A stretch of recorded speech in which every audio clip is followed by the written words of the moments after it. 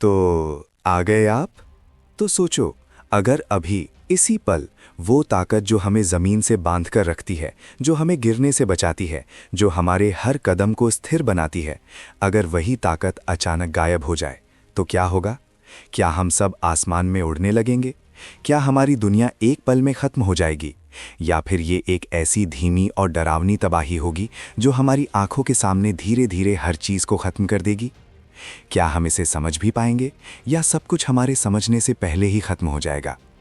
आज हम जानेंगे, अगर ग्रेविटी अचानक खत्म हो जाए तो हमारी दुनिया, हमारा शरीर और पूरा ब्रह्मांड किस तरह बदल जाएगा। एक बिल्कुल सामान्य सुबह है।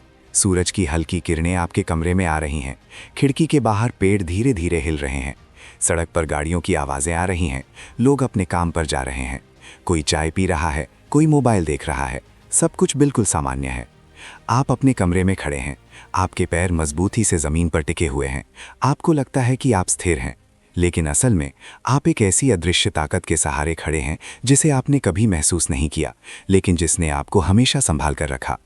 उस ताकत का नाम है गुरुत्वाकर्षण, ग्रेविटी।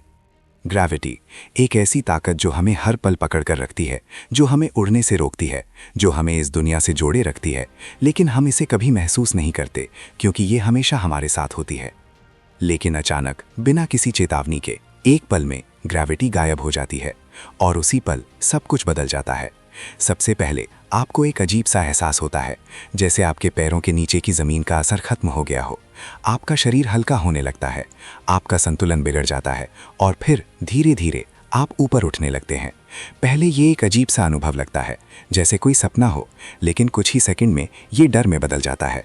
आप घबरा जाते हैं। आप किसी चीज़ को पकड़ने की कोशिश करते हैं, लेकिन अब कुछ भी स्थिर नहीं है। आपका हाथ जिस चीज़ को पकड़ता है वो भी आपके साथ ऊपर उठने लगती है। अब आप पूरी तरह हवा में तैर रहे होते हैं। आप खिड़की के बाहर देखते हैं और जो दृश्य आपके सामने आता है वो आपकी कल्पना से भी ज़्यादा डरावना है। सड़क पर दौड़ती हुई गाड़ियां हवा में उठ चुकी हैं। कुछ गाड़ियां एक दूसरे से टकरा रही हैं, कुछ धीरे धीरे घूम रही हैं। लोग हवा में तैरते हुए चीख रहे हैं। कोई किसी खंभे को पकड़ने की कोशिश कर रहा है, कोई ज़मीन की तरफ हाथ बढ़ा रहा है, लेकिन अब ज़मीन किसी को पकड़ कर नहीं रख सकती। पेड़ अपनी जड़ों से उखड़ चुके हैं, उनकी शाखाएं हवा में फैल रही हैं। इमारतों के शीशे टूटकर हवा में तैर रहे हैं, छोटे छोटे टुकड़े हवा में घूम रहे हैं। हर दिशा में केओस है। कोई ऊपर जा रहा है, कोई घूम रहा है, कोई किसी से टकरा रहा है। और सबसे खतरनाक बात, अब किसी के पास कंट्रोल नहीं है। अब सोचिए, घरों के अंदर क्या हो रहा होगा। कमरे में रखी हर चीज़ हवा में तैर रही है। कुर्सियाँ, टेबल, किताबें, बर्तन, पानी, सब कुछ। एक ग्लास में रखा पानी भी हवा में गोल गोल तैर रहा है। रसोई में रखा सामान उड़ रहा है। लोग अपने घरों के अंदर भी सुरक्षित नहीं है। अब पूरा शहर, पूरी दुनिया एक फ्लोटिंग कियोस्क में बदल चुकी है। लेकिन ये तो सिर्फ शुरुआत है। अभी जो होने वाला है वो इससे भी ज़्यादा खतरनाक है, क्योंकि ग्रेविटी सिर्फ हमें ज़मीन पर टिकाने वाली ताकत नहीं है, ये हमारी सांसों का आधार भी है। और जैसे ही ग्रेविटी खत्म होती है, असली तबाही शुरू होती है। और जैसे ही ग्रेविटी खत्म होती है, असली तबाही शुरू होती है। पहले कुछ सेकंड तक सब कुछ सिर्फ अजीब लगता है। लोग हवा में तैर रहे हैं, चीज़ें इधर उधर घूम रही हैं। लेकिन धीरे धीरे एक ऐसी चीज़ बदलने लगती है जो सबसे ज़रूरी है, हवा। वो हवा जिसे हम हर पल बिना सोचे समझे अंदर लेते हैं, वही हवा जो हमें जिंदा रखती है। वो भी ग्रेविटी के कारण ही पृथ्वी के चारों तरफ टिकी हुई है। और जैसे ही ग्रेविटी खत्म होती है, हवा धीरे धीरे अंतरिक्ष की तरफ खिंचने लगती है।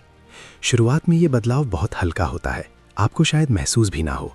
लेकिन कुछ ही पलों में आपको महसूस होने लगता है कि सांस लेना थोड़ा मुश्किल हो रहा है। आपका सीना भारी लगने लगता है।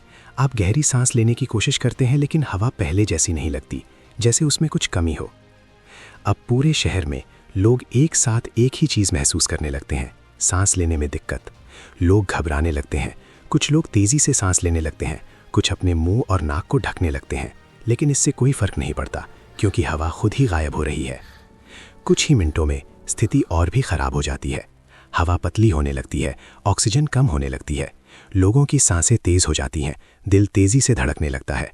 कुछ लोग बेहोश होने लगते हैं, कुछ ज़मीन की तरफ वापस जाने की कोशिश करते हैं, लेकिन अब ज़मीन का कोई मतलब नहीं है। अब हर तरफ सिर्फ घबराहट है। आप अपने आसपास देखते हैं, लोग हवा में तैरते हुए तड़प रहे हैं। कोई अपने बच्चे को पकड़ने की कोशिश कर रहा है, कोई किसी दीवार को पकड़ने की कोशिश कर रहा है, लेकिन अब कुछ भी स्थिर नहीं है। धीरे धीरे हवा और कम होती जाती है। आपकी सांसें और तेज़ हो जाती हैं। आपका दिमाग काम करना बंद करने लगता है। आपकी आंखों के सामने अंधेरा छाने लगता है। और कुछ ही समय में बहुत से लोग बेहोश हो जाते हैं। लेकिन कहानी यहीं खत्म नहीं होती। अब आता है अगला खतरा, पृथ्वी के महासागर। वो विशाल समुद्र जिनमें अरबों टन पानी भरा हुआ है, वे भी ग्रेविटी के कारण ही अपनी जगह पर टिके हुए हैं। लेकिन अब जैसे ही ग्रेविटी खत्म होती है, समुद्र का पानी धीरे धीरे ऊपर उठने लगता है। पहले छोटी छोटी बूंदें जो समुद्र की सतह से उठकर हवा में तैरने लगती हैं, फिर लहरें जो ऊपर की ओर खिंचने लगती हैं, और कुछ ही समय में पूरे महासागर का संतुलन बिगड़ जाता है। अब समुद्र का पानी ऊपर उठने लगता है, जैसे कोई अदृश्य ताकत उसे अंतरिक्ष की ओर खींच रही हो। विशाल लहरें ऊपर उठती हैं और धीरे धीरे टूटकर हवा में फैल जाती हैं। समुद्र अब समुद्र नहीं रह जाता, वो एक फ्लोटिंग मास बन जाता है। पानी की विशाल मात्रा जो अब हवा में तैर रही है। मछलियां, व्हेल और अन्य समुद्री जीव, सब कुछ हवा में तैरने लगता है। वे तड़प रहे हैं, दिशा खो चुके हैं। अब पृथ्वी धीरे धीरे अपना पानी खो रही है। समुद्र से उठता हुआ पानी बादलों की तरह फैलता है, फिर छोटे छोटे कणों में टूटकर अंतरिक्ष में बिखरने लगता है, और कुछ ही समय में पृथ्वी के महासागर लगभग खत्म होने लगते हैं। अब सोचिए, बिना पानी के, बिना हवा के पृथ्वी पर जीवन कैसे बचेगा? अब पूरा ग्रह धीरे धीरे एक सूखी, बेजान दुनिया में बदलने लगता है। लेकिन इससे भी बड़ा खतरा अभी बाकी है, क्योंकि ग्रेविटी सिर्फ पृथ्वी तक सीमित नहीं है, ये पूरे सौर मंडल को संतुलन में रखती है। और जैसे ही ये खत्म होती है, अगला चरण शुरू होता है, एक ऐसा चरण जहां पूरा ब्रह्मांड अपना संतुलन खोने लगता है। और जैसे ही ग्रेविटी पूरी तरह खत्म होती है, अब असर सिर्फ पृथ्वी तक सीमित नहीं रहता। अब पूरा सौर मंडल इस बदलाव को महसूस करने लगता है। सबसे पहले असर दिखता है चांद पर। चांद जो हर रात हमें आसमान में दिखाई देता है, जो समुद्र की लहरों को नियंत्रित करता है, जो पृथ्वी के चारों ओर एक परफेक्ट बैलेंस में घूमता है, वो भी ग्रेविटी के कारण ही अपनी जगह पर बना हुआ है। लेकिन अब जैसे ही ग्रेविटी खत्म होती है, चांद अपनी कक्षा खो देता है। पहले ये बदलाव बहुत सटल होता है।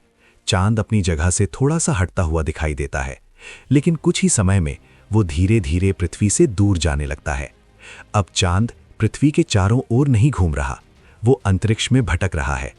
और ये सिर्फ शुरुआत है, क्योंकि पृथ्वी भी अपनी जगह पर नहीं टिक सकती। पृथ्वी जो सूरज के चारों ओर एक निश्चित कक्षा में घूमती है, वो भी ग्रेविटी के कारण ही अपनी जगह पर बनी रहती है। लेकिन अब जैसे ही ग्रेविटी खत्म होती है, पृथ्वी अपनी कक्षा खो देती है और धीरे धीरे वो अपनी दिशा बदलने लगती है। अब पृथ्वी सूरज के चारों ओर नहीं घूम रही, वो अंतरिक्ष में सीधी दिशा में आगे बढ़ रही है, जैसे एक खोया हुआ ग्रह जिसका कोई रास्ता नहीं, कोई दिशा नहीं, कोई लक्ष्य नहीं। अब सूरज की रोशनी धीरे धीरे कम होने लगती है। पहले दिन थोड़ा छोटा लगता है, फिर रोशनी और कम होती जाती है, और कुछ ही समय में सूरज सिर्फ एक छोटा सा चमकता हुआ बिंदु बन जाता है, और फिर वो भी गायब हो जाता है। अब पृथ्वी पूरी तरह अंधेरे में डूब चुकी है। अब कोई दिन नहीं, कोई रात नहीं, सिर्फ अंधेरा। और धीरे धीरे ठंड बढ़ने लगती है। पहले तापमान थोड़ा गिरता है, फिर और गिरता है। कुछ ही घंटों में पृथ्वी का तापमान शून्य से नीचे चला जाता है। पानी जो पहले ही हवा में उड़ चुका था, अब बर्फ के रूप में जमने लगता है। जो थोड़ा बहुत पानी बचा है, वो भी बर्फ बन जाता है। नदियां जम जाती हैं, झीलें जम जाती हैं, धरती की सतह धीरे धीरे बर्फ से ढकने लगती है। अब हर तरफ सिर्फ ठंड है, एक ऐसी ठंड जो जीवन को धीरे धीरे खत्म कर रही है। अब सोचिए, बिना सूरज के पौधे कैसे जिंदा रहेंगे? फोटोसिंथेसिस रुक चुका है, पेड़ पौधे मरने लगते हैं, ऑक्सीजन पहले ही खत्म हो चुकी है। अब जीवन के बचने की कोई उम्मीद नहीं बचती। लेकिन कहानी अभी खत्म नहीं हुई, क्योंकि ग्रेविटी सिर्फ ग्रहों को ही नहीं बल्कि पूरे ब्रह्मांड को जोड़कर रखती है। और अब जब वो खत्म हो चुकी है, तो इसका असर पूरे ब्रह्मांड पर पड़ने लगता है। तारे जो अपनी जगह पर स्थिर थे, अब अपनी जगह से हटने लगते हैं। ग्रह अपनी कक्षाओं से बाहर निकलने लगते हैं, और धीरे धीरे पूरा सौरमंडल एक अराजकता में बदलने लगता है। लेकिन सबसे खतरनाक चीज अभी बाकी है, क्योंकि ये सिर्फ शुरुआत थी। अब जो होने वाला है वो पूरी सृष्टि को बदल देगा। और अब जो होने वाला है वो सिर्फ पृथ्वी या सौर मंडल तक सीमित नहीं है। अब इसका असर पूरे ब्रह्मांड पर पड़ने लगता है, क्योंकि ग्रेविटी सिर्फ हमें जमीन पर टिकाने वाली ताकत नहीं है, ये वो शक्ति है जो पूरे ब्रह्मांड को एक साथ बांध कर रखती है। तारे, ग्रह, आकाशगंगाएं, सब कुछ ग्रेविटी के कारण ही अपने स्थान पर मौजूद है। लेकिन अब जब ग्रेविटी खत्म हो चुकी है, तो ब्रह्मांड का संतुलन टूटने लगता है। सबसे पहले असर पड़ता है तारों पर। तारे जो अपने अंदर न्यूक्लियर फ्यूजन के कारण जलते रहते हैं, वे भी ग्रेविटी के कारण ही अपने आकार में बने रहते हैं। ग्रेविटी उनके अंदर की ऊर्जा को संतुलन में रखती है। लेकिन जैसे ही ग्रेविटी खत्म होती है, तारों का संतुलन बिगड़ जाता है। कुछ तारे अचानक फैलने लगते हैं, उनकी बाहरी परतें बाहर की ओर फैलती हैं और कुछ ही समय में वे एक विशाल विस्फोट में बदल जाते हैं। सुपरनोवा जैसे विस्फोट जो अंतरिक्ष में रोशनी की लहरें फैलाते हैं। लेकिन अब ये कोई सामान्य घटना नहीं है, ये हर जगह हो रहा है। हर दिशा में तारे फट रहे हैं, रोशनी की चमक और फिर अंधेरा। अब पूरा ब्रह्मांड एक विस्फोटों की श्रृंखला में बदल चुका है। लेकिन कुछ तारे फटते नहीं, वे बिखर जाते हैं। उनके कण अंतरिक्ष में फैल जाते हैं और धीरे धीरे तारों का अस्तित्व ही खत्म होने लगता है। अब आसमान, जिसमें कभी अनगिनत तारे चमकते थे, धीरे धीरे खाली होने लगता है। एक एक करके हर तारा गायब होने लगता है। अब बात करते हैं आकाशगंगाओं की। गैलेक्सी यानी आकाशगंगा, जिसमें अरबों तारे होते हैं, वे भी ग्रेविटी के कारण ही एक साथ जुड़े रहते हैं। लेकिन अब जैसे ही ग्रेविटी खत्म होती है, आकाशगंगाएं टूटने लगती हैं। उनके तारे अलग अलग दिशाओं में बिखरने लगते हैं। मिल्की वे, हमारी आकाशगंगा जिसमें हमारा सौरमंडल है, वो भी अब टूटने लगती है। तारे अपनी जगह से निकलकर अंतरिक्ष में भटकने लगते हैं और धीरे धीरे पूरी आकाशगंगा एक धूल के बादल की तरह बिखर जाती है। अब कोई स्ट्रक्चर नहीं बचता, कोई पैटर्न नहीं, कोई सिस्टम नहीं। अब सिर्फ केओस है और ये केओस हर दिशा में फैल रहा है। अब सोचिए, ब्लैक होल्स का क्या होगा? ब्लैक होल्स जो सबसे शक्तिशाली ग्रेविटेशनल ऑब्जेक्ट्स होते हैं, जिनकी ग्रेविटी इतनी स्ट्रांग होती है कि उनसे लाइट भी बाहर नहीं निकल सकती। लेकिन अब जब ग्रेविटी ही खत्म हो चुकी है, तो ब्लैक होल भी अपना अस्तित्व खो देता है। उसकी बाउंड्री, उसका इवेंट होराइजन, सब कुछ गायब हो जाता है और जो कुछ उसने अपने अंदर खींचा था, वो सब वापस अंतरिक्ष में फैलने लगता है।